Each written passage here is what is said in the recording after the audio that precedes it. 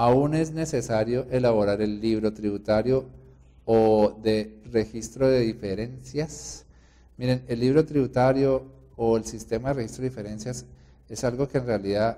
solo se terminó usando entre los años 2013 hasta 2016. ¿Por qué? Porque eso es algo que lo establecía el decreto 2548 de diciembre del 2014, el cual era un decreto reglamentario de la norma que estaba contenida en el artículo 165 de la ley 1607 del 2012, norma que había dicho que en los primeros años de aplicación de las normas internacionales, esa contabilidad aplicada con normas internacionales no produciría efectos en las bases fiscales y que por tanto en los primeros años de aplicación de los nuevos marcos normativos bajo normas internacionales a los contribuyentes les tocaba llevar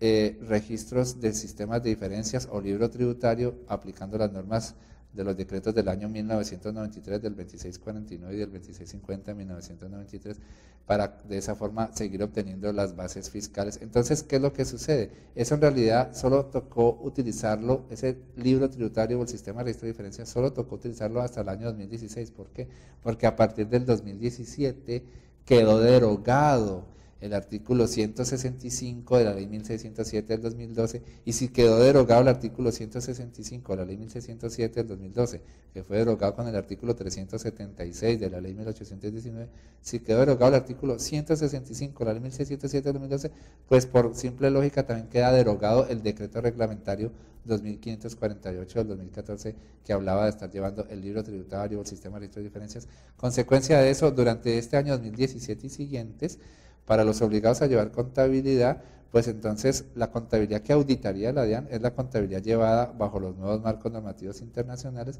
y a la hora de hacer las declaraciones tributarias simplemente hay que ponerse a hacer hojas de trabajo para seleccionar ciertas partidas que están en esa contabilidad y que no tienen efectos fiscales. Entonces ya es un trabajo a nivel de anexos que van a figurar al momento de hacer las diferentes declaraciones tributarias. La más importante pues va a ser la declaración de renta, pero en esos anexos tú vas a tomar los valores que te dice tu contabilidad llevada bajo normas internacionales y le vas a empezar a quitar aquellas partidas, ¿sí?, que no van a tener efectos fiscales. ¿Cuáles son las partidas que no tienen efectos fiscales? Eso se los dice expresamente los artículos 21-1, 28, 59 y 105 del Estatuto Tributario, los cuales fueron modificados con los artículos 22, 28, 39 y 61 de la ley 1819. Todos estos artículos que ya les acabo de mencionar les dicen cuáles partidas que figuren en los ingresos o gastos, ¿cierto?, de sus contabilidades llevadas bajo normas internacionales son partidas que no tienen reconocimiento fiscal, que no van a tener efecto fiscal. Entonces en las declaraciones tributarias hay que hacer hojas de trabajo para tomar esas partidas y eliminarlas para que no lleguen a los valores de las declaraciones tributarias. Ahora, el problema es que si ustedes leen estos artículos 21-1, 28, 59 y 105 del Estatuto Tributario, son artículos que se relacionan con lo que sería la liquidación del impuesto de renta. Sin embargo, a lo largo del año 2017, hay otras declaraciones que se van presentando primero, antes que la declaración de renta del año grabable 2017. Por ejemplo, usted a lo largo del año 2017 tiene que ir presentando las declaraciones del IVA y del INC. Entonces, ¿será que lo que me dicen los artículos 21-1, 28, 59 y 105, por la redacción con que quedaron, dice solamente aplicarían para efectos del impuesto de renta? ¿Y qué sucedería con las declaraciones del IVA y del INC que yo debo ir haciendo a lo largo de todo el 2017? Entonces, pues la lógica también me dice que estas partidas que me figuren, por ejemplo, en los ingresos y los gastos, y la declaración del IVA maneja ingresos y gastos, pero partidas que me aparezcan en los ingresos y gastos contables y que no tendrían efecto en la declaración de renta, pues tampoco lo van a tener al momento de hacer las declaraciones del IVA y del INC bimestrales o cuatrimestrales del año 2017. Entonces es un problema de los congresistas que redactan las normas, ¿cierto?, que no aprovechan para agregarle parágrafos y dejar en claro que esas mismas partidas que no van a tener efectos en las declaraciones de renta al final del año tampoco lo deben tener en las declaraciones del IVA y del INC que se van a estar presentando a lo largo del año. Entonces, en la práctica ya la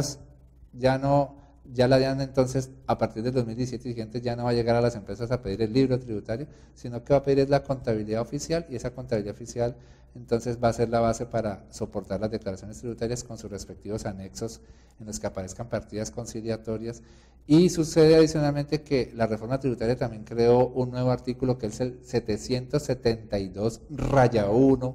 que fue creado con el artículo 137 de la ley 1819. Si leen el 772-1, ¿sí? Dice lo siguiente,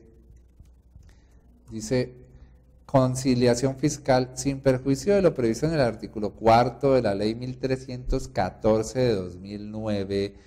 Los contribuyentes obligados a llevar contabilidad deberán llevar un sistema de control o de conciliaciones de las diferencias que surjan entre la aplicación de los nuevos marcos técnicos normativos contables y las disposiciones de este estatuto. El Gobierno Nacional reglamentará la materia. El incumplimiento de esta obligación se considera para efectos sancionatorios como una irregularidad en la contabilidad. Entonces, este artículo contempla que hay que tener un sistema de control o de conciliaciones de las diferencias, pero que eso va a quedar sujeto a una reglamentación. Sin embargo, ya está transcurriendo el 2017 y ya estamos presentando declaraciones del IVA y del INC en las cuales ciertos ingresos y ciertos gastos solamente son contables y no son fiscales. Y entonces están creyendo que esta reglamentación de este